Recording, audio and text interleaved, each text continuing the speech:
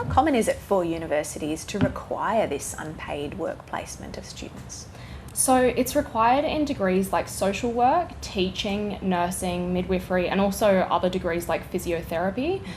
We also see in the allied health professions like psychology, there are requirements for students to complete between 600 and 1,000 hours of paid placements, unpaid placements rather.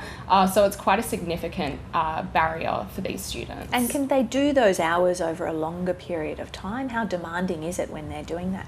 So it varies by university. I think one of the biggest misconceptions in relation to unpaid placements is that students can spread these hours at their own discretion throughout their degree.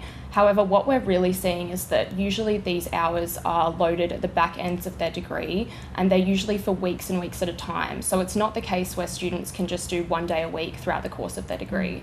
So what are students sacrificing to make this happen? What are they giving up? Students often are forced to relocate. This can mean paying 2 sets of rent. It also means that students are often going without food, so it's quite a significant sacrifice that they're making. Also, most importantly, they're usually quitting part-time jobs or full-time jobs to complete these, meaning that they're not getting any income during the time that they're completing these placements. Which would no doubt impact then on their studies as well. Yes, of course. So there's also significant risks to mental health and physical well-being during the times of these placements. We see that a lot of the times the people using our food services at UTS are the students that are on placement because they're the ones that can't afford to pay for their food.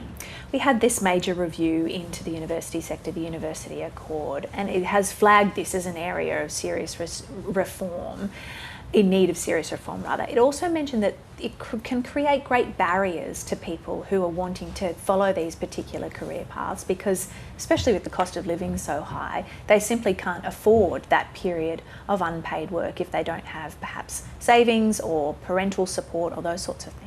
Yeah, and that's right, and that's why I think that the Accord can present quite a good opportunity for financial support in these areas.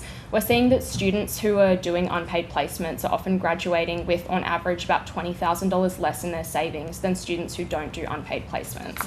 And so it's entrenching disadvantage in areas that are already underfunded and undervalued, such as teaching and nursing. So the Accord has flagged the need for reform. What might that look like?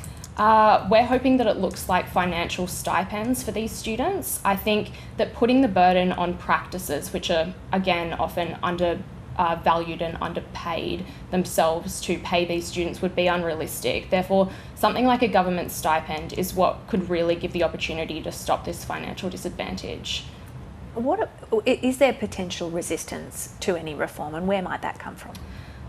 I think that people who had their degrees paid for by the government in previous years seem to be the biggest resistors to this change. However, I don't think it's something that's out of the ordinary. We see in other fields that are male-dominated, such as trades, that students are being paid for their training already. And although that's apprentice wages and they should be higher at minimum wage than they are currently, at least they're getting paid. Whereas we see in fields like teaching and nursing, which are typically female-dominated, it's the undervalued labour that causes these to be, that causes a debate, I think. Are you hopeful for reform? I am hopeful for reform. I think the Accords presents quite a good opportunity, and hopefully in the budget in May we'll see the government come out with some type of financial stipend for students.